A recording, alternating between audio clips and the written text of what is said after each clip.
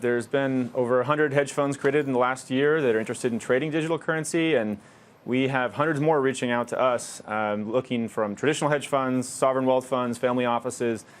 Seems like everybody is interested in digital currency these days.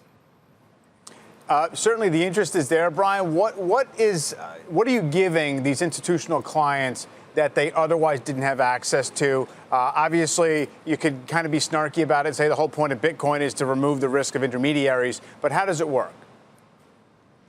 Yeah, well, Coinbase Custody is seeking to become the first qualified custodian for institutions that are looking to store digital currency. And so what that means is they need a secure, compliant way to store funds on behalf of their LPs if they're going to start investing in this space.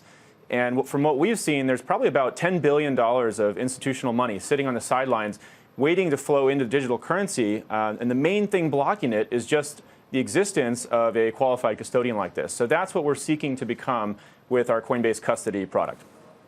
And where, Brian, I mean, is Bitcoin the one that for you guys has the most interest? Is it Ethereum? You know, what's the demand like out there? Well, you know, everything started with Bitcoin really about 5 years ago here, but it's now turned out to be that there's dozens of these digital currencies. Actually, I think there's about 50 to 100 now with a market cap over 100 million. So it's almost becoming like stock market 2.0, if you want to think of it that way. And you know, the ones that are most exciting to us that we have on the platform today are Bitcoin, Ethereum, and Litecoin. But there's many more that are going to be added to the platform in 2018. And I think this is going to be a really exciting space for all kinds of institutional investors to make money.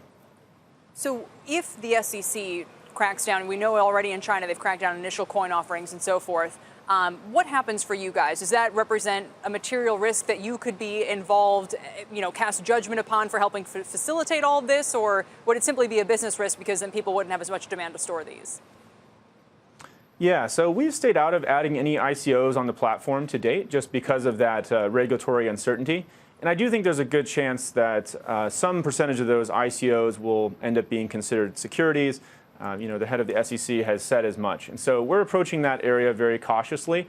Whenever we decide to add a new asset onto the platform, you know, we really look at a number of factors. And we released our GDAX new asset trading policy just a few weeks ago that gives some more insight into how we do this. But we look at things like what the regulatory risk is. We do some diligence on the team. We do a security audit of the coin, what the customer demand is, and we consider all of those factors before adding it to the platform. So we're really looking to provide a safe place where customers can have assets that they trust and participate in this market.